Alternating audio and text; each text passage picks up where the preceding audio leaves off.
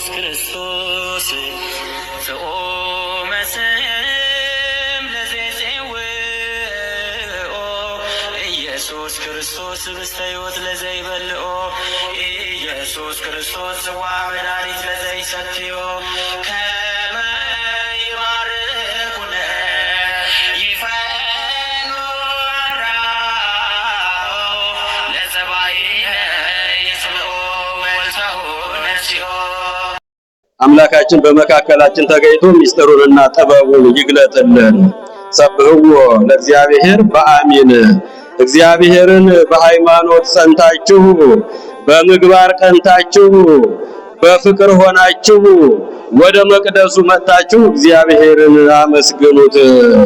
ወዘምሩ ለአምላክነ በመሰንቆ በገና እየደረደራችሁ በመሰንቆ በበገና ፈጣሪያችሁን ዘምሩለት። ይህን ቃል የተናገረው ዘማሪው አመስጋኙ ቅዱስ ቅዱስ እያለ ፈጣሪውን ዘወትር የሚያመሰግነው ነቢዩ ንጉሱ አመስጋኙ ቅዱስ ዳዊት ነው።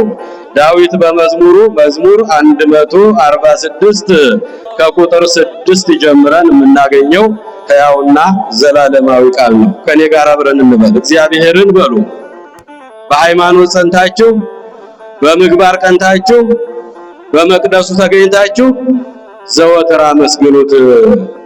አምላካችሁን እግዚአብሔርን በመሰንቆ በበገና ዘምሩለት። ይህን ቃል የተናገረው ዘማሪ አመስጋኝ ቅዱስ ቅዱስ የሚል የአባቶቻችን በእውነቱ ዳዊትን የመሰለ አባት የለም። የእግዚአብሔር ልጆች ብዙ ጊዜ ስለ ዳዊት እናገራለሁ። ዳዊት የአምላክ ልብ ስለሆነ ነው። ዳዊት ከዝቅተኛ ስፍራ አንስቶ እግዚአብሔር ያከበረው እንባው ሌትና ቀን የሚፈስ ተኝቶም ፈጣሪውን የሚያመሰግን አባት ስለሆነ ነው። እንኳን ቆሞ ተኝቶ ወበምስካቤ ይዘከረከ ተኝቼም አስብሃለሁ እንባው እየፈሰሰ ነው አልጋው ላይ የሚተኘው። እየሰማችሁ ነው። ይሄ ነው እግዚአብሔርን በጠዋት በማታ በቀን በሌሊት በፍቅር ሆናችሁ በሃይማኖት ጸንታችሁ በምግባር ቀንታችሁ በመቅደሱ ዘወትር እየተገኛችሁ እግዚአብሔርን አመስግኑት። ወዘምሩ ለአምላክነ በመሰንቆ በገና እየደረደራችሁ በመሰንቆ በከበሮ እግዚአብሔርን ዘወትር አመስግኑት። ለምን ብትሉ ዘይገለብዎ ለሰማይ በደመና ሰማይን በደመና የሚሸፍነው እሱ ነውና። አይደለም እንዴ? አይደለም የእግዚአብሔር ልጆች? ዘይገለብዎ ለሰማይ በደመና ወያስተደሉ ክረምተ ለምድር ዝናምን ለምድራችን የፍጥረት ሁሉ የሚያዘጋጅ እሱ ነውና እግዚአብሔርን ዘወትር አመስግኑት። በጠዋት በማታ በቀን በሌሊት ዘምሩለት፣ አመስግኑት። ሳታቋርጡ እግዚአብሔርን አመስግኑት። ሰማይን በደመና የሚሸፍነው እርሱ ነውና ዝናምን ለምድራችን የሚያዘጋጅልን እሱ ነውና ተራራውን ኮረብታውን መሬቱን ሳር እንዲያበቅል ምድራችን በአረንጓዴ በቅጠል እንድትሸፈን የሚያደርግ እሱ ነውና እግዚአብሔርን ዘወትር ምን በሉት አለ? ምን በሉት አለ? ጮክ በሉ። ምን በሉት አለ? አመስግኑት። እግዚአብሔርን በሃይማኖት ጸንታችሁ በምግባር ቀንታችሁ ወደ መቅደሱ ዘወትር ጠዋትና ማታ እየገሰገሳችሁ አምላካችሁን እግዚአብሔርን አመስግኑት። ሰማይን በደመና የሚሸፍንላችሁ እሱ ነውና ዝናምን ለምድራችሁ የሚያዘጋጅ እሱ ነውና ተራራውን ኮረብታው መሬቱ ሳርን እንዲያበቅል ምድራችን በአረንጓዴ እንድትሸፈን የሚያደርግ እርሱ ነውና ውሃ መልማለ ለቅኔ የጓለ መሕያው ለእርሱ ለሚገዙለት ሁሉ እህሉን ተክሉን ቡቃያውን አትክልቱን የሚያበቅል እርሱ ነውና ዘይሁወሙ ሲሳዩም ለእንስሳ ለእንስሶችም ምግባቸውን የሚያዘጋጅላቸው እርሱ ነውና እግዚአብሔርን ዘወትር አመስግኑት። ልናመሰግነው አይገባም? የእግዚአብሔር ልጆች መዓልትና ሌሊቱን የሚያፈራርቀው ማን ነው? ብርሃንና ጨለማውን የሚያፈራርቀው ማን ነው? ክረምትና በጋውን የሚያፈራርቀው ማን ነው? አዎ በሚያዚያ በግንቦት የነበረው ሙቀቱን ታስታውሱታላችሁ። ትኩሳቱ አያስተኛም ነበር። ሌሊት ላባችን ጠብ ጠብ ይል ነበር። ፀሐዩ አይወጣም ነበር። ክረምቱንና በጋውን በጊዜው የሚያፈራርቀው ለምድራችን ዝናብን የሚሰጠው ተራራውን ኮረብታውን መሬቱን በአበባ በአረንጓዴ እንዲያሸበርቅ የሚያደርገው ለእርሱ ነውና እግዚአብሔርን ዘወትር አመስግኑት። ሊመሰገን አይገባውም? ክብርና ምስጋና ለአምላካችን ይሁን። ሊመሰገን ይገባዋል። ሁሉንም ያደርግ የእግዚአብሔር ልጆች ዘይገለብቦ ለሰማይ በደመና አለ ዳዊት አባታችን መዝሙር 146 ቁጥር 8 ላይ ዘይገለብቦ ለሰማይ በደመና ሰማዩን በደመና የሸፈነላችሁ እሱ ነውና ዝናምን ለምድራችሁ የሚያዘጋጅ እሱ ነውና ወያስተድሉ ክረምተ ለምድር ዘያበቁል ሳይረ ውስተ አድባር ተራራው ኮረብታው መሬቱ ሳር እንዲያበቅል አትክልት እንዲያበቅል ምድር በአረንጓዴ እንድትሸፈን ያደረገላችሁ እሱ ነውና እግዚአብሔርን ሌሊትና ቀን ጠዋትና ማታ ስትወጡ ስትገቡ ስተኙ ስትነሱ ወደ መቅደስ መጣችሁ እግዚአብሔርን አመስግኑት። ሁሉን የሚያደርግ እሱ ስለሆነ ቀንና ሌሊት የሚፈራረቀው በእሱ ስለሆነ ብርሃንና ጨለማውን የሚያፈራርቅ እርሱ ስለሆነ ክረምትና በጋውን የሚያፈራርቀው እሱ ስለሆነ ለከውቱ መዓልቱ ዚአከ ይእቲ ሌሊት 12ቱ ሰዓተ መዓልት 12ቱ ሰዓተ ሌሊት የእሱ ናቸውና የሰማችሁ ነው። ከቃሉ ጋር ናችሁ። እግዚአብሔር ይስማችሁ። የልቦናችንን ደጅ ክፈትልን። ለከውቱ መዓልቱ ዚአከ ይእቲ ሌሊት አለ ዳዊት አባታችን መዝሙር 73 ቁጥር 16 ላይ 12ቱ ሰዓተ ሌሊት የእርሱ ነው 12ቱ ሰዓተ መዓልትም የእርሱ ነው ቀንና ሌሊቱን የሚያፈራርቀው እሱ ነው። ለከውቱ መዓልቱ ዚአከ ይእቲ ሌሊት አንተ ፈጠርከ ፀሐይ ወወርሃ ፀሐዩን ጨረቃውን ከዋክብቱን የሚያወጣው እሱ ነው። የሰማችሁ ነው። ለከውቱ መዓልቱ ዚአከ ይእቲ ሌሊት አንተ ፈጠርከ ፀሐይ ወወርሃ ወአንተ ገበርከ አድባረ ምድር ኩሎ ተራራውን ኮረብታውን መሬቱን የፈጠርክ አንተ ነህ ያላችሁ እግዚአብሔርን ዘወትር በመቅደሱ አመስግኑት።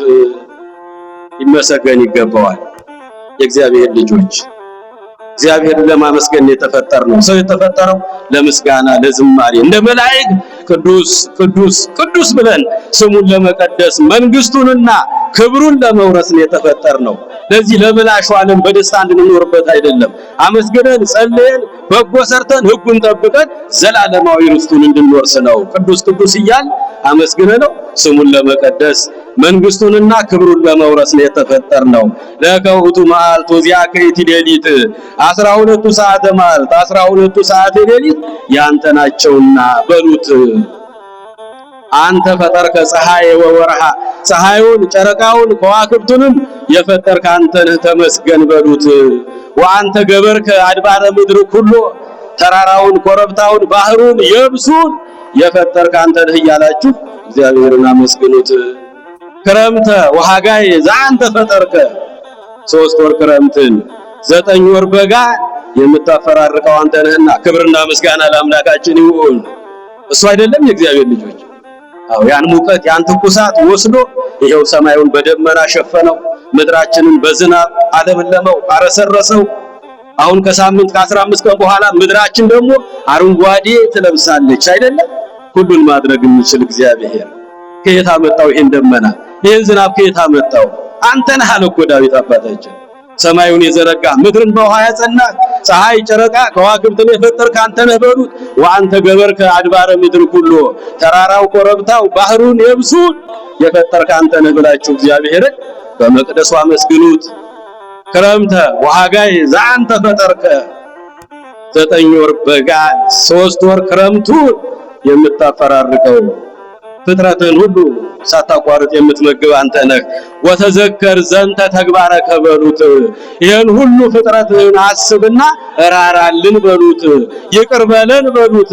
ዘወትር እግዚአብሔርን አመስግኑት አለ ዳዊት አባታችን መዝሙር 146 ከቁጥር 6 ጀምረ። ወተዘከር ዘንተ ተግባረከ ይሄን ሁሉ ፍጥረትን አስብ።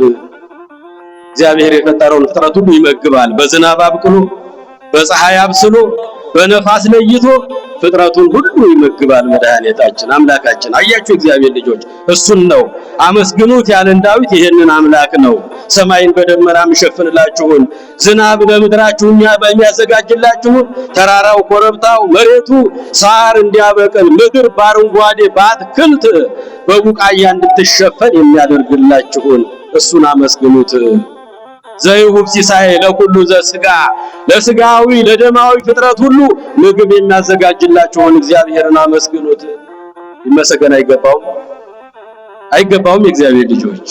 ዘይሁብ ሲሳይ ለኩሉ ዘስጋ ለስጋዊ ለደማዊ ፍጥረት ሁሉ በዝናብ አብቅሎ በፀሐይ አብስሎ በነፋስ ለይቶ የሚመግበውን ግነዩ ለአምላከ ሰማይ የሰማይን አምላክ ምሕረቱ ቸርነቱ ይቅርታው ለዘላለም ነው እያላችሁ በመቅደሱ አመስግኑት። መዝሙር 135 ቁጥር 27 ላይ ዘይሁብ ሲሳይ ለኩሉ ዘሥጋ ለስጋዊ ለደማዊ ፍጥረት ሁሉ በዝናብ አብቅሎ በፀሐይ አብስሎ በነፋስ ለይቶ እንስሳቱን አራዊቱን አዕዋፋቱን ሁሉ የሚመግብ አምላክ አቤት ቸርነቱ አቤት ደግነቱ እኛ ስንረሳው የማይረሳን ጌታ እኛ ስንተወው የማይተወን ጌታ እኛ ስንቀርበው ወደኛ እጆቹን ዘርግቶ ላልፈለጉኝ ተገኘው እጆችን ዘወትር ዘረጋው ለማይፈልጉኝ ቀኑን ሙሉ ሌሊቱን ሙሉ ወደኔ ፊታቸውን ለማይመልሱ ቀንና ሌሊት እጆችን ዘረጋሁ አለ። ያንን ፀሐይ ወስዶ ይሄን በክረምት አመጣልን መድኃኒዓለም።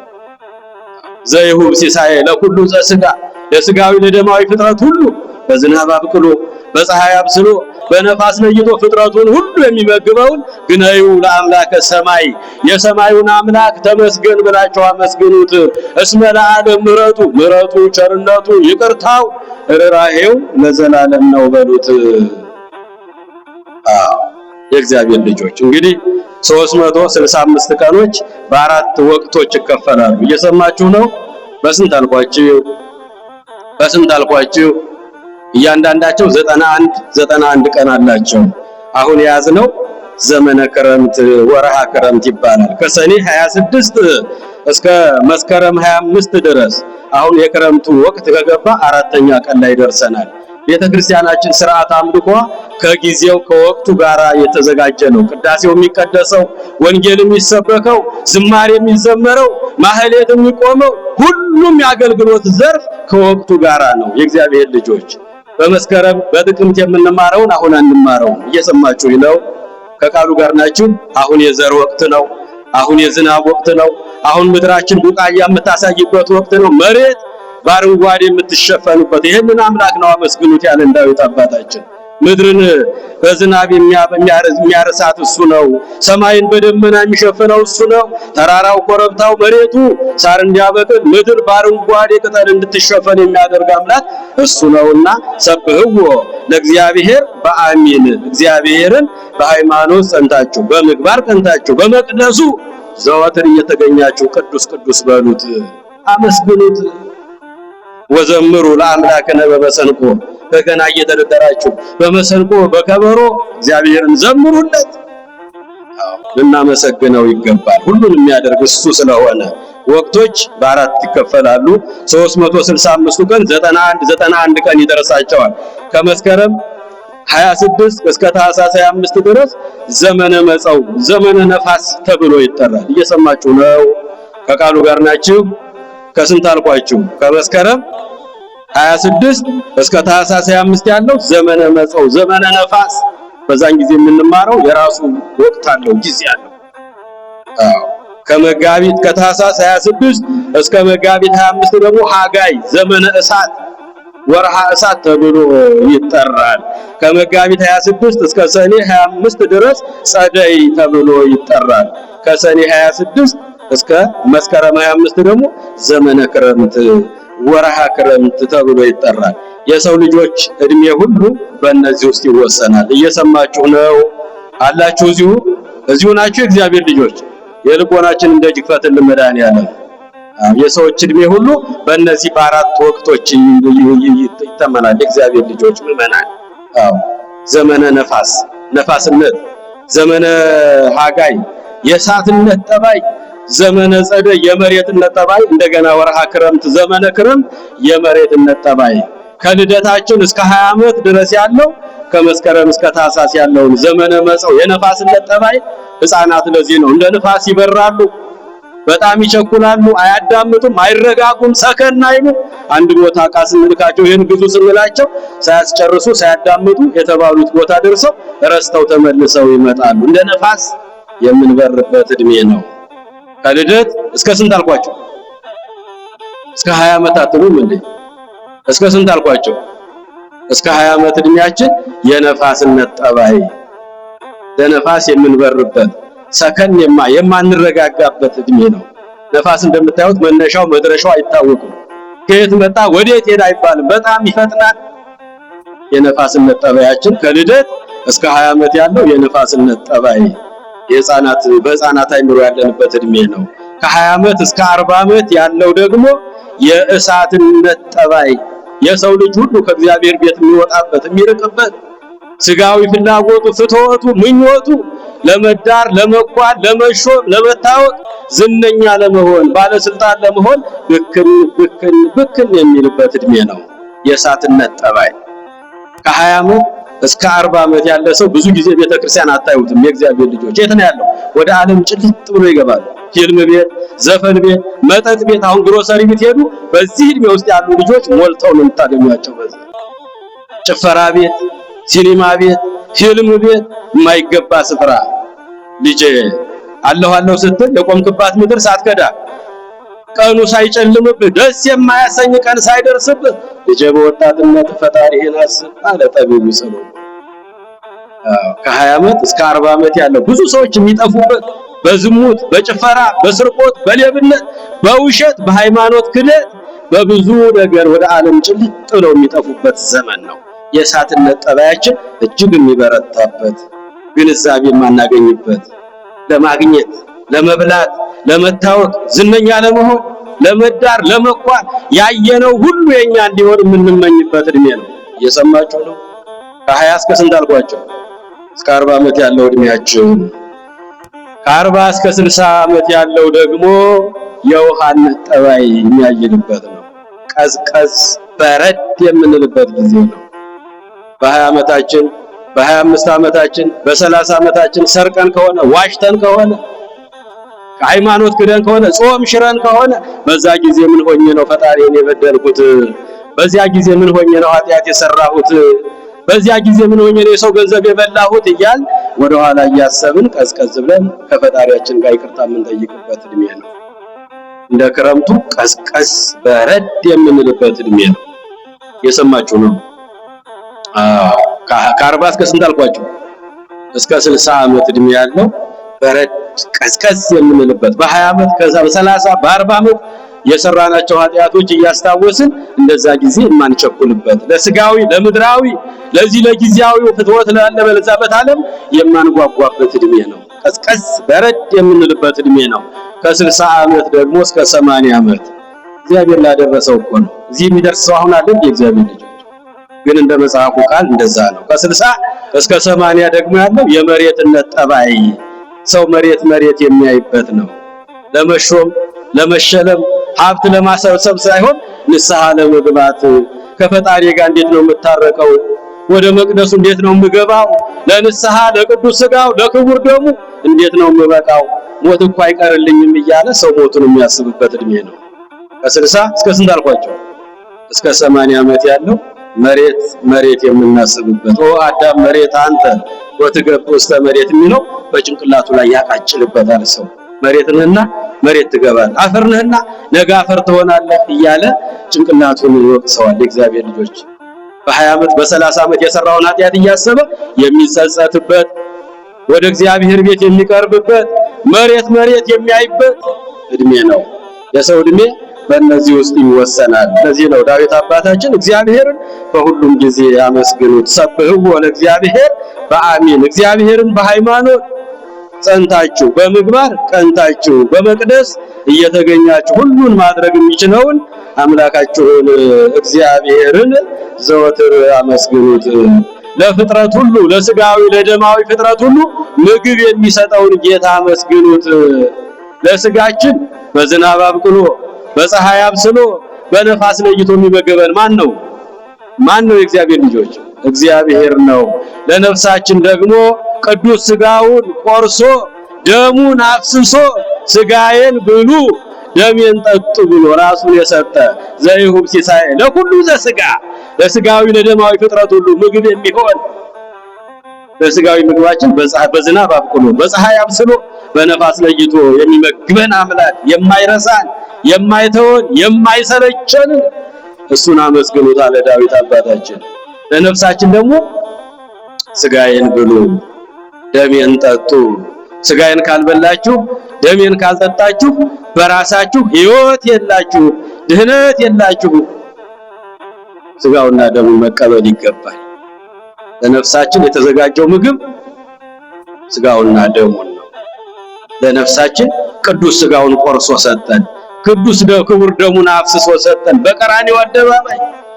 ብሉኝ ጠጡኝ ብሎ የእግዚአብሔር ልጆች ምእመናን፣ ስጋዬን ያልበላ ደሜን ያልጠጣ ከኔ ጋር አይኖርም፣ እኔም ከሱ ጋር አልኖርም። ሰማይና ምድር ያልፋል፣ ቃሌ ግን አያልፍም። ይህ መለኮታዊ ቃል ነው፣ የፍጡር አይደለም። ሰማይን የፈጠረ የዘረጋ ምድርን በውሃ ያጸና የፈጣሪያችን ቃል ነው። ለነፍሳችን ቅዱስ ስጋውን ቆርሶ ክቡር ደሙን አፍሶ ስጋዬና ደሜን ተቀበሉ አለ። ለስጋዊ ምግባችን ደግሞ በዝናብ አብቅሎ፣ አሁን የዝናብ እኮ እንግዲህ ፍጥረት ሁሉ የሚደሰትበት እኮ ነው። የተራበ ሁሉ የሚጠግብበት፣ በተስፋ የሚጠግብበት ነው።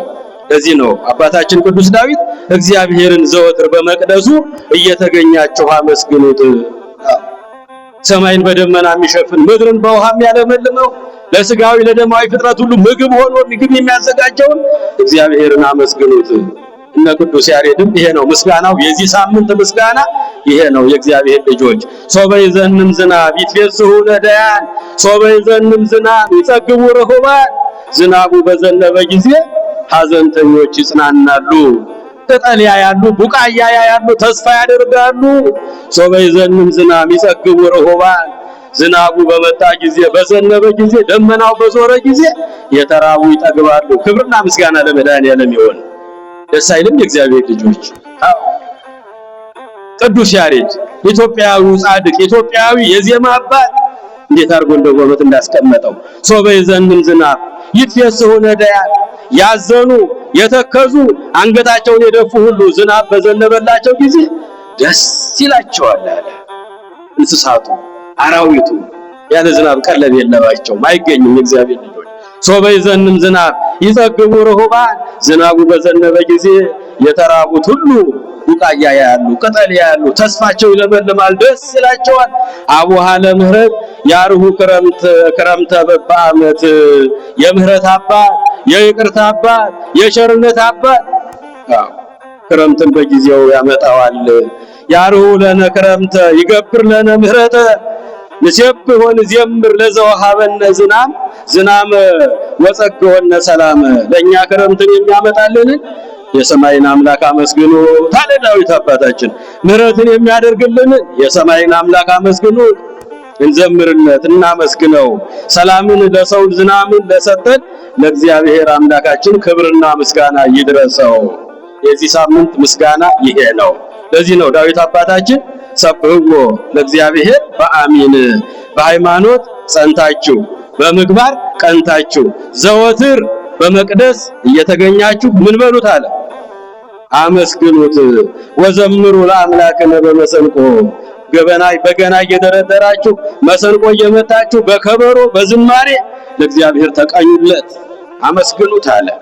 የእግዚአብሔር ልጆች ይሄ እንግዲህ የክረምት መግቢያ ስለሆነ ነው።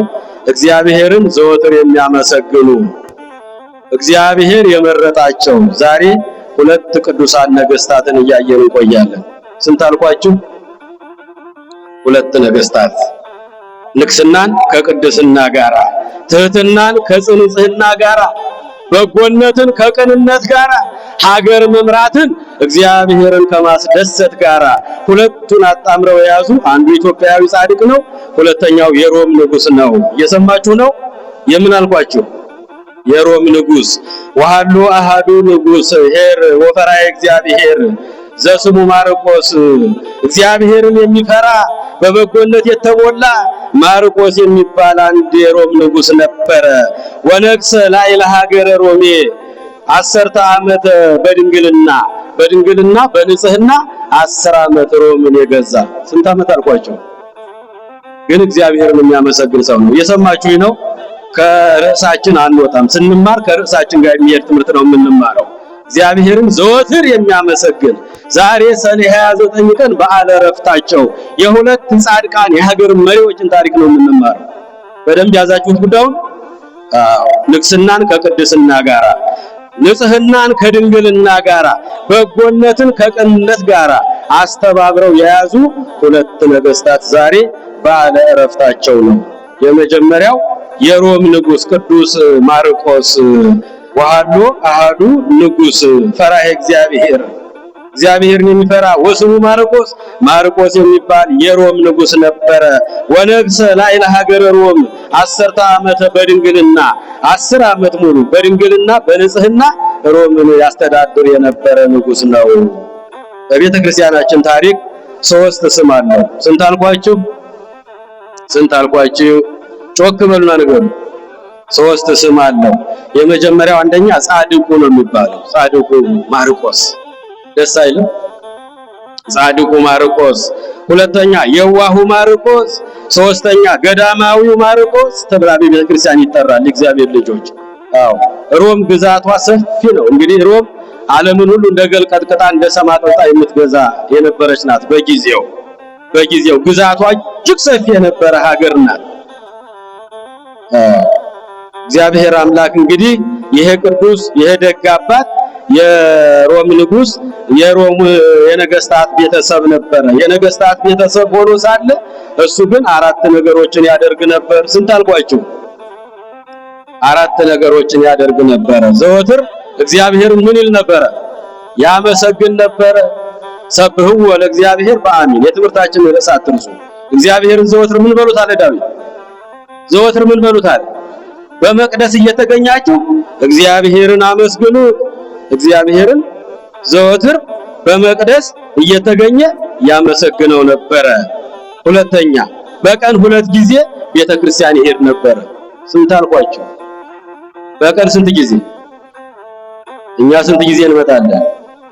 በሳምንት፣ በወር፣ በ3 ወር የጥምቀት ዕለት የሚመጡ ሰዎች አሉ። ክርስትናው እንደዛ ነው አይደል? እግዚአብሔር ልጆች፣ አዎ ክርስቲያን የምንባለው እጅግ ብዙ ነን። ቤተ መቅደስ የምንገኘው ዕለት በጣም ጥቂቶች ነን፣ በጣት የምንቆጠር ነን። ዕለት እግዚአብሔርን በመቅደሱ አመስግኑት ነው የሚለው ታላቁ መጽሐፍ ቅዱስ። በሳምንት 1 ቀን እሁድ ብቻ የሚሳለሙ ሰዎች አሉ። ታውቃላችሁ አይደል? በወር 1 ቀን መድኃኔዓለም ገብርኤል ሲሆን መጥተው የሚሳለሙ ሰዎች አሉ። በወር 1 ቀን ብቻ። ከዛ ሶስተኞቹ ታቦት በሚወጣ ቀን ብቻ የሚመጡ ሰዎች አሉ። መቼ አልኳቸው? ታቦት በሚወጣ ቀን ብቻ የሚገኙ ሰዎች አሉ። በአራተኛ ደረጃ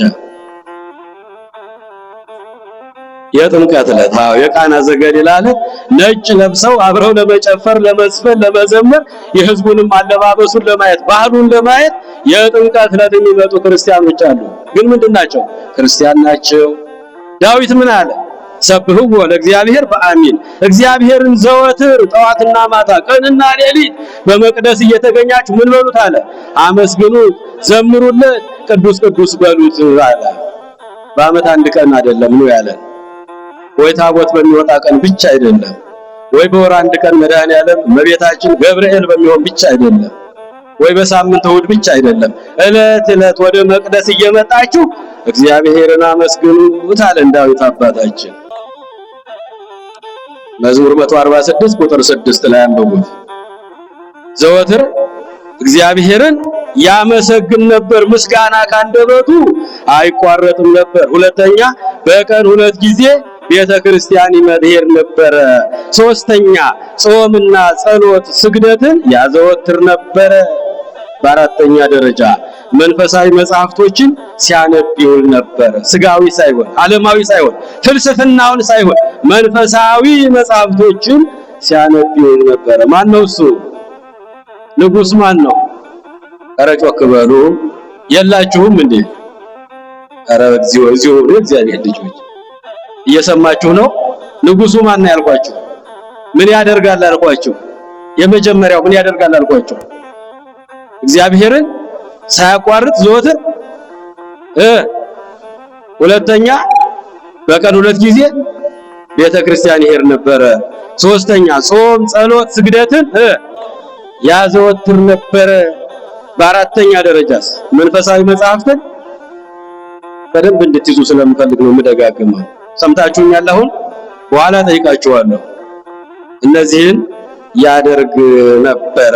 ከሱ በፊት የነበረው የሮሙ ንጉስ ባረፈ ጊዜ እሱን የሮም ንጉስ አድርገው ሾሙት። የእግዚአብሔር ልጆች አራት ነገር የሚያደርገው እግዚአብሔርን ዘወትር የሚያመሰግነው እንደ ዳዊት እንደ እግዚአብሔር ቃል እንደ ፈቃዱ የሚኖረው በቀን 2 ጊዜ በመቅደሱም ይገኘው ጾም፣ ጸሎት፣ ስግደት የሚያዘወትረው መንፈሳዊ መጻሕፍትን የሚመረምረው ምድራዊ ስጋዊ ብላሽ ሆነው ፍልስፍናውን ሳይሆን መንፈሳዊ መጻሕፍትን ያነብ የነበረው አራት ነገር ይገኝበት የነበረው ያንን ሰው ሾሙት። ከተሾመበት ቀን ጀምሮ ግን እንዳስለመደው አራቱ ነገሮች ያደርግ ነበር። ስንት አልኳቸው? ዘወትር በቤተ ክርስቲያን ይገኝ ነበረ። ዘወትር ሳያቋርጥ ያመሰግን ነበረ። ጾም፣ ጸሎት፣ ስግደትንም ያዘወትር ነበረ። እነዚያን መጻሕፍቶችንም መንፈሳዊ መጻሕፍቶችንም እንዲሁ ያነባቸው ነበረ። አራት ነገሮችን አላቋረጠም ነበረ። ድንግል ነው፣ ቅዱስ ነው፣ ጻድቅ ነው። ድንግልናው ከሴት ጋር መተኛት ብቻ አይደለም። እየሰማችሁኝ ነው? ድንግልናው ምን አልኳችሁ? ከሴት ጋር ብቻ መተኛት አይደለም። የእግዚአብሔር ልጆች ከ5 ነገሮች ድንግል ነበረ። ከስንት አልኳችሁ? ከ5 ነገሮች ድንግል ነበረ። አንደኛ ሐሰት ከመናገር ይቆጠብ ነበረ።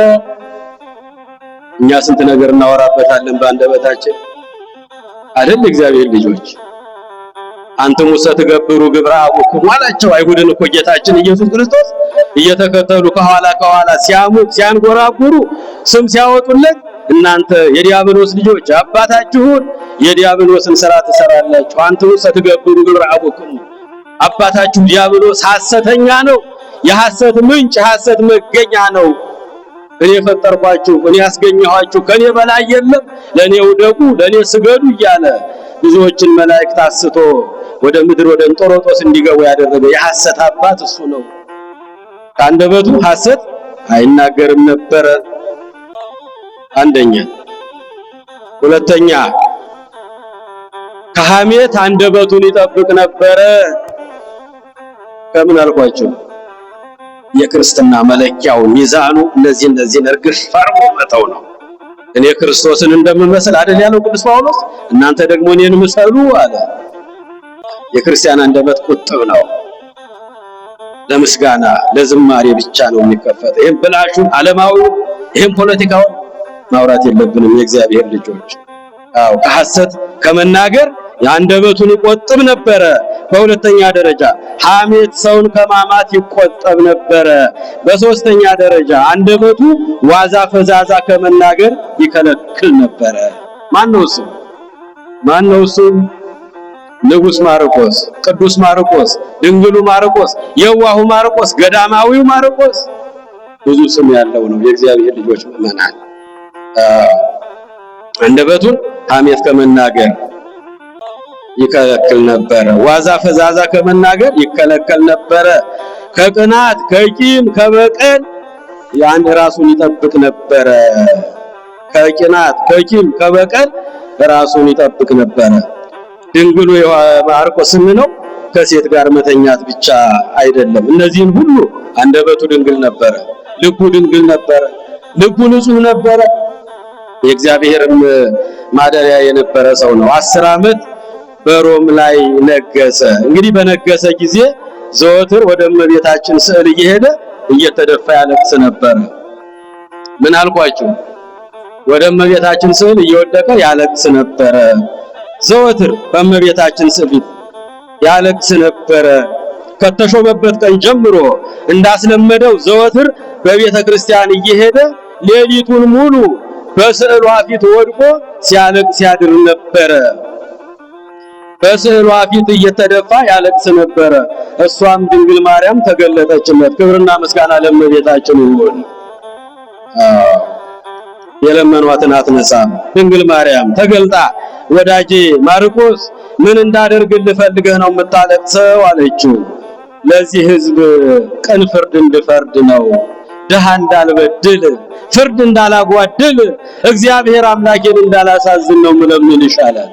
የሰማችሁ እንደ ጠቢቡ ሰሎሞን ሰሎሞን በ12 ዓመቱ በአባቱ ዙፋን ላይ በነገሰ ጊዜ ወደ ዙፋን አይደለም የወጣው፣ ወደ ቤተ ምኩራብ ሄደ፣ ተንበረከከ፣ ተደፋና ለቀሰ።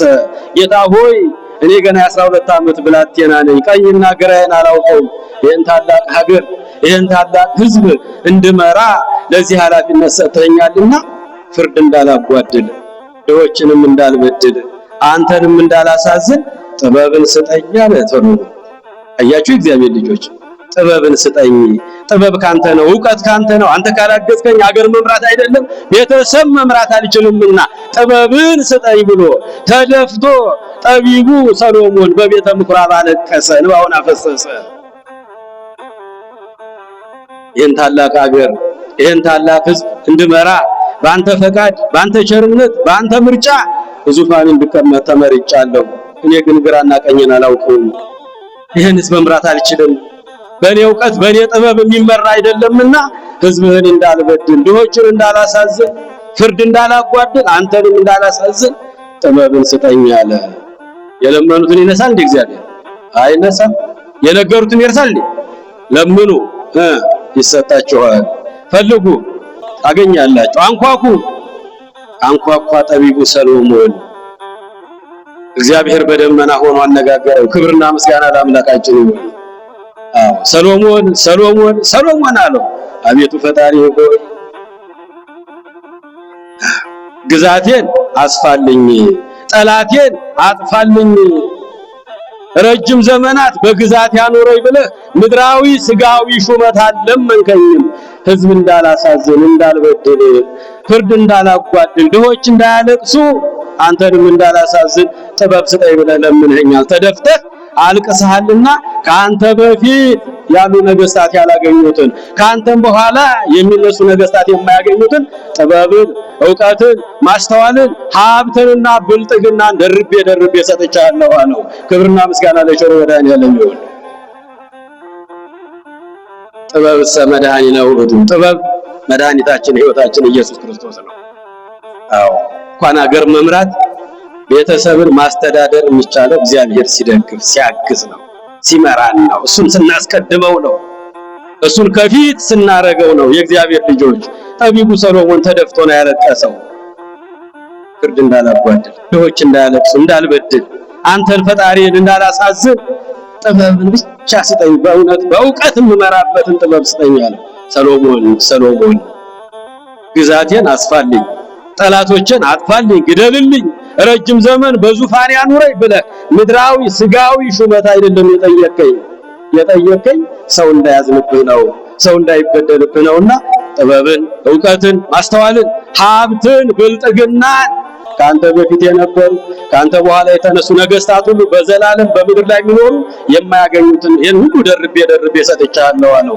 40 ዘመን ሲገዛ ሰሎሞን ጅራፍ እንኳን አይጮህም ነበር፣ እንኳን የመሳሪያ ድምፅ ሊሰማ። እየሰማችሁ ነው? ከቃሉ ጋር ናችሁ? የጅራፍ ድምፅ አይሰማም ነበር። ጸጥ አድርጎ ህዝቡን መራው። ማንን ስላስቀደመ? እግዚአብሔርን ከፊቱ ስላደረገ። ተንበረከከ፣ ወደቀ፣ ስሙን ጠራ፣ አለቀሰ። ለምኑ ይሰጣችኋል፣ ፈልጉ ታገኛላችሁ፣ አንኳኩ ይከፈትላችኋል። ቃሉ ዘላለማዊ ነው። ሰማይ ምድር ያልፋል፣ ቃሌ ግን ለዘላለም ጸንቶ ይኖራል አለ። ክብርና ምስጋና ለመድኃኔዓለም ይሁን። አዎ ሰሎሞን ጥያቄው ተመለሰለት። ጥበብን፣ ዕውቀትን፣ ማስተዋልን፣ ሀብትን፣ ብልጥግናን ካንተ በፊት ያሉ ካንተ በኋላ የሚነሱ ነገስታት የማያገኙትን ብልጥግና ሀብት ደርቤ ደርቤ ሰጥቻለሁ አለው። ጸጥ አርጎ 40 ዘመን ገዛ። ጅራፍ አይጮህም ነበረ። ህዝቡን በሰላም ይመራው ነበረ። ህዝቡም እንደ ፈጣሪው ያከብረው ነበረ። ሰሎሞን ነው ነበር ወጣቱ፣ ሽማግሌው፣ ሴቱ፣ ወንዱ ጠፍር ግፍ እያለ ጉልበቱ ላይ ይደፋለት ነበር። ይሄም ማርቆስ እንደዛ ነው። የእግዚአብሔር ልጆች እመቤታችን ስዕል ተደፋና እንባውን አለቀሰ፣ አፈሰሰ። እመቤታችንም ተገለጠችለትና ወዳጄ ማርቆስ ምን እንዳደርግልህ ፈልገህ ነው በስዕል ፊት ተደፍተህ የምታለቅሰው አለች። እንዲያውም እየጸለየ ሳለ ከፀሐይ 7 እጅ አብርታ ወጋለ ተደፍቶ የሚያለቅስባት የእመቤታችን ስዕል ከፀሐይ 7 እጅ አብርታ በሚያስፈራ ግርማ ተገለጠችለት። ክብርና ምስጋና ለእመቤታችን ይሁን። ተገለጠችለት። ወዳጄ ምን ሆነህ ነው ተደፍተህ የምታለቅሰው? ምን ላድርግልህ ትፈልጋለህ? እባክህ ንገረኝ አለችው። እናቴ እመቤቴ ለሕዝቤ ሰላምን፣ በረከትን፣ ፍቅርን፣ አንድነትን እንድትሰጭልኝ ነው። በእኔ ዘመን ጥይት እንዳይጮህ ነው፣ ጦርነት እንዳልሰማ ነው፣ ሕዝቡን በሰላም ለመምራት እንድችል አንቺ እንድታግዥኝ ነው አለ። እየሰማችሁ ነው እግዚአብሔር ልጆች? አዎ ምን ብሎ ጠየቃት? በእኔ ዘመን በእኔ ግዛት ጦርነት፣ ሁለተኛው ረሃብ፣ ሶስተኛ ሙግት፣ ክርክር፣ ጥላቻ፣ አራተኛ ቀማኞች፣ አምስተኛ ሌቦች፣ አመፀኞች፣ እነዚህ ሁሉ በእኔ ዘመን እንዳይኖሩ እመቤቴ አንቺ እርዳታ ያስፈልገኛል፣ የአንቺ ጸሎት ያስፈልገኛል አላት። ወዳጄ ማርቆስ አይዞህ እኔ ካንተ ጋር እሆናለሁ። በአንተ ዘመን በአንተ ግዛት ወደ ሮም ግዛት ውስጥ አጋንንት እንዳይገቡ አስሬያቸዋለሁ አለች። ክብርና ምስጋና ለእመቤታችን ይሁን። አስሬያቸዋለሁ። ጥላቻ፣ ጦርነት፣ ረሃብ፣ ሙግት፣ ቀማኝነት፣ ሌቦች፣ አመፀኞች ሁሉ በአንተ ዘመን ድምጻቸው አይሰማም። ይህን ሁሉ የሚያደርጉ ሰይጣናት ናቸውና ሰይጣናት ወደ ሀገሪቱ እንዳይገቡ አስሬያቸዋለሁ አለችው እመቤታችን። የእግዚአብሔር ልጆች በስዕሏ ላይ አድራ በግርማ ተገልጣ ለቅዱስ ማርቆስ ተገለጠችለትና ይህንን የምስራች ነገረችው። 10 ዓመት ሲገዛ ጸጥ አድርጎ በሰላም በፍቅር ያከብሩት ነበር። ይወድቁ ይነሱለት ነበር፣ ይገዙለት ነበር። በእግሩ ስር እየተደፉ ሺህ ዓመት ንገስልን ማርቆስ ይሉት ነበር። እሱ ግን ስንት ነገር ያደርግ ነበር ብያቸዋለሁ። እግዚአብሔርን በየቀኑ ያመሰግነው ነበር። ሁልጊዜ በቤተ ክርስቲያን ይገኝ ነበር። ጾም፣ ጸሎት፣ ስግደትን ያዘወትር ነበር። ቅዱሳት መጻሕፍትን ያነብ ነበረ። እነዚህን 4 ነገሮች ዛሬም እያደረገ ነበረ። ሕዝቡ እጅግ ይወዱት ነበረ። ነገር ግን ከመውደዳቸው የተነሳ ምናልባት ቤተ ክርስቲያን ያዘወትራል፣ ጸሎት ያበዛል፣ ይመንንና ቤተ መንግስቱን ጥሎ እንዳይጠፋብን ትዳር እንዲይዝ እናድርገው ብለው ተመካከሩበት። እየሰማችሁ ነው? ከቃሉ ጋር ናችሁ? ልዑል እግዚአብሔር ከሁላችሁ ጋር ይሁን። ሕዝቡ፣ መኳንንቱ፣ መሳፍንቱ ሁሉም ተመካከሩ። ይሄ ሰው እንዳይመንን ዘወትር እግዚአብሔርን ያመሰግናል፣ በቀን በቀን ቤተክርስቲያን ይገኛል፣ ጾም፣ ጸሎት፣ ስግደት ያበዛል። ጥሎን ወደ ገዳም እንዳይገባና ሀገራችን ግራ እንዳይገባት በትዳር እንዲታሰር እናድርገው፣ ትዳር እንዲመሰርት ወስደን ሄደን ቤተ መንግስት እንንገረው ብለው ተማክረው የሀገሪቱ ዋና ዋና ሰዎች ተሰብስበው ወደ ቤተ መንግስት ገቡ። ንጉሥ ሆይ ሺህ ዓመት ንገስልን፣ እንወድሃለን፣ እናከብረሃለን፣ ልናጣህ አንፈልግም። እግዚአብሔር አምላክ ጋብቻን ባርኳል፣ ቀድሷል። ብዙ ተባዙ ምድርን ሙሏት ብሏል። ጋብቻ ቅዱስ ነው፣ መኝታ ንጹህ ነው፣ አልጋው ምንጣፉ ትራሱ የተባረከ ነው ብሏል እግዚአብሔር። እንግዲህ በቃል 10 ዓመት በድንግልና በቅድስና በቤተ መቅደስ ኖርሃል። አሁን ግን ትዳር እንድትመሰርት ነው የምንፈልገው አሉት። ምን አሉት? ኧረ ጮክ በሉ፣ በጣም ጮክ በሉ እስቲ። ትዳር እንድትመሰርት እንፈልጋለን። ሁሉንም በአንተ ዘመን ሰላም አግኝተናል፣ ፍቅር አግኝተናል፣ በረከት አፍሰናል፣ ጦርነት፣ ረሃብ፣ ችግር፣ መከራ ጠፍቶልናልና እባክህን ሌላ ነገር እንዳታስብብን ትዳር እንድትመሰርት እንፈልጋለን። ጋብቻ ቅዱስ፣ መኝታው ንጹህ ነው። ብዙ ተባዙ ምድርን ሙሏት ብሎ የፈቀደ ራሱ እግዚአብሔር ነውና ቅዱስ የሆነውን ጋብቻ እንድትመሰርትልን እንፈልጋለን። ይህን ጥያቄ ልናቀርብልን የመጣ ነው አሉት። ያን ጊዜ ደነገጠ። ድንግሉ፣ ቅዱሱ፣ የዋሁ፣ ገዳማዊው የሀገር መሪ ግን በቅድስና የሚኖር ቅድስና ከንግስና ጋራ፣ ድንግልናን ከንጽህና ጋራ፣ ቅንነትን ከበጎነት ጋር አስተባብሮ የያዘው ቅዱስ አባታችን ዘወትር እግዚአብሔርን የሚያመሰግነው ማርቆስ። የእግዚአብሔር ልጆች ምእመናን፣ ጦርነት፣ ችግር፣ ሁሉም ነገር ጠፍቷል በአንተ ዘመን። አንተን ማጣት አንፈልግምና እባክህን ትዳር መስርተህ ሚስት አግብተህ የበለጠ ብዙ ዓመት ረጅም ዘመን እንድትገዛን እንፈልጋለን፣ ሚስት አግባለን ብለው ጠየቁት። እሱንም ጠየቁት። እሱም ለ10 ቀን ለ7 ቀን ፈቃድ ስጡኝ እመቤቴን ልጠይቃት አለ። ማን ልጠይቃት? አዎ ይሄ ሐሳብ እስከዛሬ ተነስቶ አያውቅም። ጠይቃችሁ አትቁም። እውነት የእናንተ ሐሳብ ነው ወይስ የእግዚአብሔር ሐሳብ ነው? የእናንተ ፍላጎት ነው የእግዚአብሔር ፍላጎት ነው? የእናንተ ፈቃድ ነው ወይስ የአምላኬ ፈቃድ የድንግል ማርያም ፈቃድ ነው? ለማንኛውም እናት አለችኝ፣ እናቴን ሄጄ ልጠይቃታለሁ። እናታችንን እንጠይቃት። የእግዚአብሔር ልጆች መልስ አላት። ሰላም ለኪን ጸሎተ ማርያም 7 ጊዜ እየደገም ከልባችን ሆነን ለምንፈልገው ነገር ሁሉ እሷን እናስቀድማት ከፊት። እናት አለችኝ መንገድ የምታሳየኝ 7 ቀን ጊዜ ስጡኝ መልስ እሰጣችኋለሁ አላቸው። እየሰማችሁ ነው? እናት አለችኝ ከሷ ጋር ማከር እሷን ወድቄ ላልቅስባት ለ7 ቀን ፈቃድ ስጡኝ። እመቤቴ ስዕል ፊት ወድቄ የእሷን ፈቃድ ልጠይቅ። የእናንተ ሐሳብ ይሁን የእግዚአብሔር ሐሳብ አላወቅኩትም። እስከዛሬ ጠይቃችሁኝ የማታውቁት ትልቅ ጥያቄ ጠይቃችሁኛል። የኔ ፈቃድ ግን ይህ አልነበረም። ለማንኛውም እመቤቴ ልጠይቃት አለ። እሱም ሱባኤ ገብቶ በስዕሏ ፊት ያቺ በምትገለጥለት በምታነጋግረው ስዕል ፊት ተደፍቶ አለቀሰ። ያንቺ ፈቃድ ነው ወይስ የነሱ ፈቃድ ነው? ያንቺ ሐሳብ ነው ወይስ የሰዎች ሐሳብ ነው? እመቤቴ ሆይ ግለጭልኝ። የኔ ፈቃድ ግን አንቺና ልጅሽን እያመሰገንኩ መኖር ነው። ንጽህናዬን ድንግልናዬን ጠብቄ ለዘላለም ሙሽርነት ለሰማያዊ ሙሽርነት ራሴን ማዘጋጀት ነው ፍላጎቴ። ነገር ግን መልስ ስጭኝ እመቤቴ። ተጨንቄያለሁ። 7 ቀን ቀጠሮ ሰጥተውኛል። ህዝቡ መኳንንቱ መሳፍንቱ መጥተው ጠይቀውኛል። ያንቺ ፈቃድ ነው የነሱ ፈቃድ ነው? እባክሽ እናቴ ተገለጭልኝ አላት።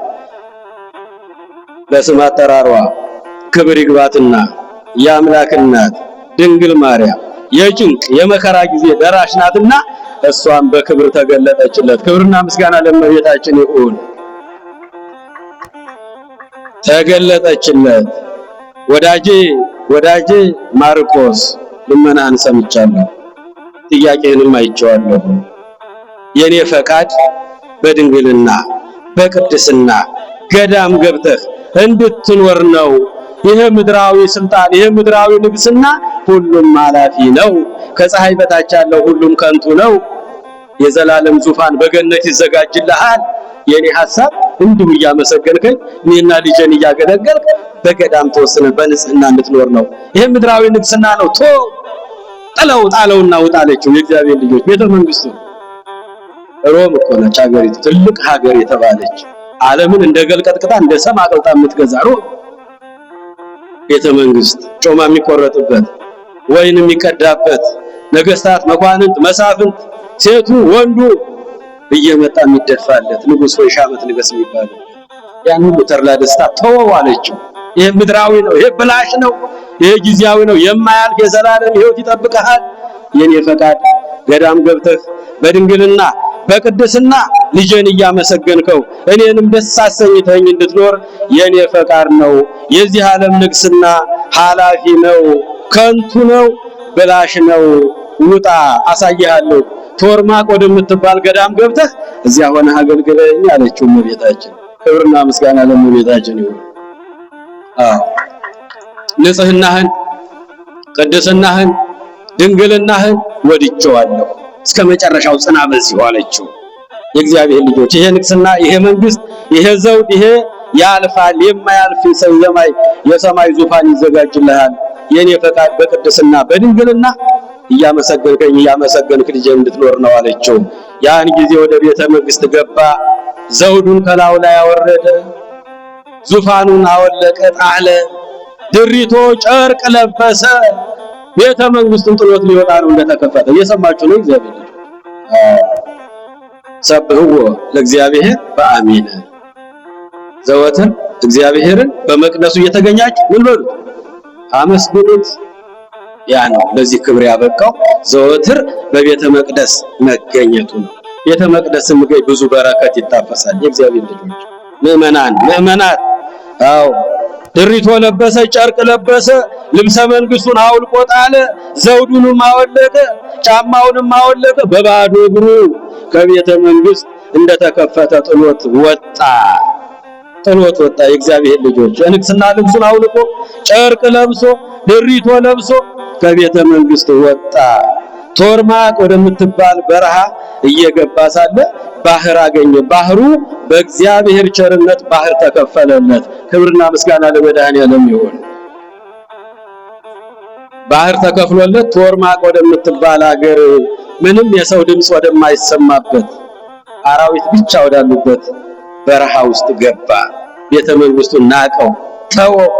ከፀሐይ በታች ሁሉ ከንቱ ነው አለ። የማያልፈው የእግዚአብሔር መንግስት ነው አለ። ፈጣሪን እያመሰገንኩ ልኑር አለ። ፈቃድሽን እፈጽምልሻለሁ እናቴ ሆይ አለ። በጾም በጸሎት በዚያ ገዳም ውስጥ ለ60 ዓመታት ሰው ሳያየው ኖረ። ክብርና ምስጋና ለመድኃኔዓለም ይሁን። አያችሁ፣ በብዙ ወታደር የሚከበበው በመኳንንት በመሳፍንት የሚከበበው ቤተ መንግስቱን ንቆት ወጣ። በገዳም በበረሃ ወደቀ። 60 ዓመት ሙሉ ከሰው ጋር ሳይገናኝ እንባውን እያፈሰሰ ደረቱን እየደቆሰ ለዓለም እየጸለየ በጾም በጸሎት በስግደት እመቤታችን እንዳዘዘችው ኖረ። ጊዜ እረፍቱ በደረሰ ጊዜ በዚያን ጊዜ ማንም አልነበረም፣ ብቻውን ነው ያለው። በረሃ ውስጥ ነው። እየሰማችሁ ነው። ሰው የሌለውን ሰው ያዛል እግዚአብሔር። እግዚአብሔር ጋር እንኑር የእግዚአብሔር ልጆች። ሰዎች በሆነ ጊዜ ይተውናል፣ ይረሱናል እኮ። ዛሬ ይወዱናል፣ ነገ ይጠሉናል። ዛሬ ይቀርቡናል፣ ነገ ይርቁናል። ዛሬ ከእናንተ ጋር ነኝ ይላሉ፣ ነገ ይሸሹናል። የማይተው የማይሰለች የማይረሳን እግዚአብሔር ብቻ ነው። አዎ፣ ሰው የሌለውን ሰው የሚያደርግ። ጊዜ እረፍቱ ደረሰ። 60 ዓመት ሙሉ ጾመ፣ ጸለየ፣ ሰገደ፣ አለቀሰ። ለዓለም ሁሉ እየጸለየ ከመላእክት ጋር ኖረ። የእረፍት ጊዜው በደረሰ ጊዜ በዚያ ማንም አልነበረም። እረፍቱ እንደደረሰ እግዚአብሔር ያውቅ ነበርና 12 የሰማይ መላእክት ታዘው ከሰማይ ወረዱለት። ክብርና ምስጋና ለአምላካችን ይሁን። መቼ ነው ቀኑ? መቼ ነው ቀኑ? ሰኔ 29 ቀን በሩሲ ከኔ ጋራ ሰኔ 29 መቼ ነው? ዛሬ አይደለም ሰኔ 29 ዛሬ ነው። በዓለ ዕረፍቱን የምናከብርበት ቀን ነው። አያችሁ፣ ያ የናቀው ቤተ መንግስት አልፏል። ከሱ በፊትም ከሱ በኋላም የነበሩ ነገስታት አፈር ትቢያ ሆነዋል፣ ስማቸው አይጠራም። እሱ ግን ይሄው ቤተክርስቲያን ዛሬም ስሙን ትጠራዋለች። በስንክሳር ተመዝግቦለት ታቦት ተቀርጾለት ቅዱስ የሚል ስም ተሰጥቶት በድንግልና በቅድስና በባህታዊነት የኖረው አባታችን የሚቀብረው እንዳያጣ 12 የሰማይ መላእክት ከሰማይ ታዘው እየዘመሩ ክንፋቸውን እያራገቡ ወረዱለት። 12ቱ ሐዋርያትም ታዘው ከጌታ ዘንድ ታዘው መጡለት። 12ቱ ሐዋርያት ከሰማይ ወረዱ። 12 ሊቃነ መላእክት ከሰማይ ወረዱለት። ዙሪያውን ከበቡት። ዝማሬው ቀለጠ፣ ምስጋናው ቀለጠ። የእግዚአብሔር ልጆች ምእመናን በእልልታ በዝማሬ እየገነዙት ሳለ በድኑ ከመሬት 5 ክንድ ከምድር ከፍ ብሎ ታየ። ክብርና ምስጋና ለመድኃኔዓለም ይሁን። አዎ፣ ያከበሩትን ያከብራል እግዚአብሔር። 12 ሊቃነ መላእክት 12 ሐዋርያት ከሰማይ ወርደው እያመሰገኑ እየዘመሩ እያሸበሸቡ እየገነዙት ሳለ በዝማሬ እየተገነዘ ሳለ በድኑ ከመሬት 5 ክንድ ወደ ላይ ከፍ ብሎ ክብሩን ገለጠላቸው እግዚአብሔር። ያከበሩትን ያከብራል እግዚአብሔር። የወደዱትን ይወዳል እግዚአብሔር። እግዚአብሔር ብሎ አይደል የወጣው? 4 ነገር እያደረገ አይደል የኖረው? ዘወትር እግዚአብሔርን እያመሰገነ በቀን 2 ጊዜ ቤተ መቅደስ እየተገኘ ንጉሥ እኮ ነው። ጾም፣ ጸሎት፣ ስግደትን እያዘወተረ መንፈሳዊ መጽሐፍትን እያነበበ የሚያገኘውን ገንዘብ ድሆችን እየሰበሰበ እያበላ እግዚአብሔርን ደስ ስላሰኘው እግዚአብሔር ወደ በረሃ እንዲገባ በእመቤታችን ጥሪ ወደ በረሃ እንዲገባ ያደረገው 60 ዓመት ጸልዮ ጾሞ አልቅሶ እረፍቱ በደረሰ ጊዜ የሰማይ መላእክት 12 መላእክት ታዘው ወረዱ። 12ቱ ሐዋርያትም ከጌታ ታዘው መጡለት። የእግዚአብሔር ልጆች ምእመናን እግዚአብሔር እንዲህ ያከብራል። እግዚአብሔር ያከበራቸው፣ እግዚአብሔር የወደዳቸው፣ እግዚአብሔር የመረጣቸው ጻድቃን በሞታቸው ጊዜ ክብራቸው ይገለጣል። በሞቱ ጊዜ ክብራቸው ይገለጥላቸዋል። ሞቶሙ ስለ ጻድቃን ሕይወቶሙ ውእቱ፣ የጻድቃን ሞታቸው ሕይወታቸው ነው። ቅዱሳን መላእክት ታዘው ወረዱ። ሐዋርያት ወረዱ።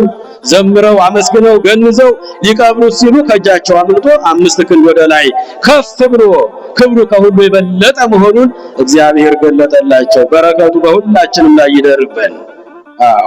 በፍቅር ሲገዛ የኖረ ከ10 ዓመት በኋላ መንግስቱን ልብሰ መንግስቱን አውልቆ ዘውዱን ትቶ ወደ በረሃ የገባ እግዚአብሔርን ዘወትር በመቅደሱ አመስግኑት አመስግኑት አለ ዳዊት አባታችን። እንደ ዳዊት አመስጋኝ ነበረ፣ እንደ ሰሎሞን ትሁት ነበረ። አዎ በዚህ መሰረት እግዚአብሔር አምላክ ለታላቅ ክብር አጭቶት ያው ዛሬ በዓለ ዕረፍቱን ቤተክርስቲያናችን ታከብርለታለች። የእግዚአብሔር ልጆች ምእመናን፣ ሁለተኛው ንግስናን ከቅድስና ጋር አስተባብሮ የያዘ አንድ ኢትዮጵያዊ ጻድቅ ቴዎድሮስ የሚባል ንጉስ ነበረ። እሱም ዛሬ ዕረፍቱ ነው። ቅዱስ ቴዎድሮስ ነው የሚባለው። ለ3 ዓመታት ኢትዮጵያን በቅንነት በየዋህነት የገዛ አባት ነው። የእሱ ስራ ደግሞ ድሆችን እየሰበሰበ ማብላት ነበረ። ምን አልኳቸው? ድሆችን እየሰበሰበ ያበላ ነበረ። ጾም፣ ጸሎት፣ ስግደት ያዘወትር ነበረ። ዘወትር በቤተ መቅደስ ይገኝ ነበረ። ከ1396 እስከ 1399 ለ3 ዓመት በኢትዮጵያ ላይ የነገሰ የአፄ ዳዊት ልጅ ነው። የአፄ ዘርዓ ያዕቆብ ታላቅ ወንድም ነው። እየሰማችሁ ነው? ፍርድ እንዳይጓደል፣ ድሃ እንዳይበደል በጥንቃቄ ፈጣሪውን በጸሎት እየጠየቀ ይፈርድ የነበረ የጸሎት አባት የስግደት አባት ንጉስ ነበረ። ነዳያንን እየሰበሰበ ዘወትር ያበላ ነበረ። እግዚአብሔር የሚወደውን ሲሰራ ኖሮ 3 ዓመት ኢትዮጵያን መርቶ ባረፈ ጊዜ ሲቀበር ወዲያው ቀብሩ ላይ ከመቃብሩ ፈዋሽ የሆነ ጸበል ፈለቀለት። ክብርና ምስጋና ለአምላካችን ይሁን። እንዲህ አይነት ቅዱሳኖች አሉ። አያችሁ እግዚአብሔር ልጆች። አዎ እግዚአብሔርን ዘወትር በመቅደሱ አመስግኑት። ሰብህዎ ለእግዚአብሔር በአሚን። እግዚአብሔርን በሃይማኖት ቀንታችሁ በምግባር ቀንታችሁ በጾምና በጸሎት በመቅደሱ ዘወትር እየተገኛችሁ አመስግኑት። ወዘምሩ ለአምላክነ በመሰንቆ። ፈጣሪያችሁን በገና እየደረደራችሁ መሰንቆ ከበሮ እየመታችሁ እግዚአብሔርን ዘምሩለት፣ አመስግኑት። ልናመሰግነው ይገባል። በቀን 2 ጊዜ ቤተ መቅደስ መገኘት ግዴታ አለብን። የእግዚአብሔር ልጆች ውለን የምንገባው በሱ ነው። ተኝተን የምንነሳው በሱ ነው። ያለ እግዚአብሔር የሆነ አንዳች ነገር የለም። ሁሉም የሆነው በእርሱ ነው። ዘወቱ ሁሉ ሆነ፣ ሁሉም የሆነው በእርሱ ነው። ወዘእንበሌሁ ሳል ወዘኮነ። ያለ እግዚአብሔር ፈቃድ የሚሆን አንዳች ነገር የለም። ዘይሁብ ሲሳይ ለሁሉ ዘሥጋ፣ ለሥጋዊ ለደማዊ ሁሉ ምግብ የሚሰጥ 3 ወር ክረምትን 9 ወር በጋውን የሚያፈራርቀው ግነዩ ለአምላከ ሰማይ፣ የሰማዩን አምላክ ዘወትር አመስግኑት። እስመ ለዓለም ምሕረቱ ቸርነቱ ይቅርታ ብዙ ነው እያላችሁ በመቅደስ እየተገኛችሁ አመስግኑት። የቅዱሳን አባቶቻችን በረከታቸው ይደርብን። ያስተማረን የመከረን የገሰጸን የአባቶቻችን አምላክ ስሙ ለዘላለም የተመሰገነ ይሁን። የሰማነውን ሁሉ በልቦናችን ይጻፍልን። 30፣ 60፣ 100 ፍሬ አፍርተን የስሙ ቀዳሾች የመንግስቱ ወራሾች ለመሆን ያብቃን። የሁላችንን መጨረሻ ያሳምርልን። ዝናሙን የበረከት ነፋሱን የምሕረት ያድርግልን። ክረምቱን በሰላም አሻግሩን። ለዘመነ ሉቃስ በሰላም ያድርሰን። ይቆየን። ኢየሱስ ክርስቶስ ጽኦመ ስም ለዘይጼውኦ ኢየሱስ ክርስቶስ ህብስተ ሕይወት ለዘይበልኦ ኢየሱስ ክርስቶስ ጽዋ መድኃኒት ለዘይሰትዮ ከመ ይባርኩነ ይፈኖ አዳኦ ለጸባኢነ ይጽብኦ ወልተሁ ነሲኦ